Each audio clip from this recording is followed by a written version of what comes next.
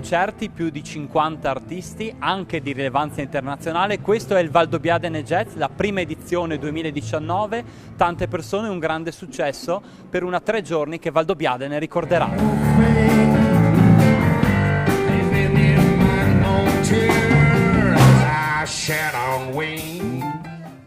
Con l'assessore alla cultura del comune di Valdobbiadene, Giorgia Falcade, la prima edizione del Valdobbiadene Jazz. Valdobbiadene Jazz 2019, tanta gente, un grande successo.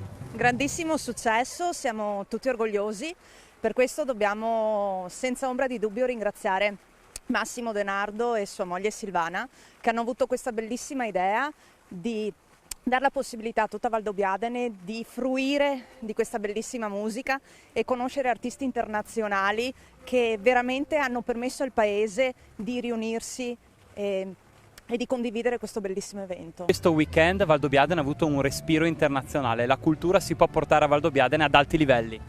È un respiro dato sicuramente dai mass media, ma in questi 3 giorni io ho sentito parlare inglese, russo, spagnolo, tedesco, insomma Valdobbiadene riempita da persone che sono arrivate da tutto il mondo. Molti valdobbiadenesi hanno partecipato, abbiamo avuto il sold out ovunque, ai main concert, ai club jazz live, agli open stage, nelle cantine, nei bar, insomma veramente la piazza ha vissuto una 3 giorni bella, ci siamo mostrati al mondo e siamo piaciuti al mondo, quindi la musica riesce a raccogliere l'entusiasmo delle persone e questo è di buon auspicio per le prossime edizioni che sicuramente vedranno crescere Valdobbiadene Jazz.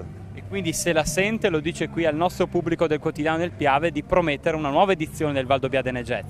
Ma è una promessa facile perché quando le cose riescono bene e c'è un grande coinvolgimento è doveroso portarle avanti. Abbiamo avuto le scuole molto partecipi, i giovani, i valdobbiadenesi in genere, quindi c'è tanta voglia di mostrare quanto belli siamo.